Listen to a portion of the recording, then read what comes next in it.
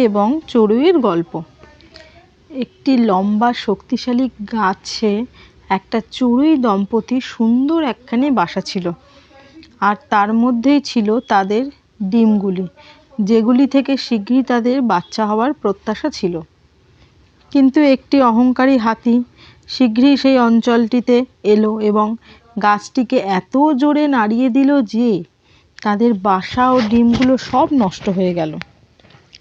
এতে ক্ষুব্ধ দুঃখিত হয়ে চড়ুইরা প্রতিশোধ নেওয়ার সিদ্ধান্ত নিল। তারা তাদের কাঠঠোকরা বন্ধুকে তাদের সাহায্য করার জন্য বলল। কাঠঠোকরারা তার মাছি ও ব্যাঙ বন্ধুর সাথে মিলে একটি পরিকল্পনা তৈরি করলো। ব্যাঙ মাছিকে হাতির কানের কাছে ভন ভন করতে বলল। সে বলল, হাতি যখন চোখ বন্ধ করবে কাঠঠোকরা, তুমি তখন অবশ্যই তার চোখ ফুটো করে দেবে। হাতি উঠে দাঁড়িয়ে জল খোঁজার চেষ্টা করবে।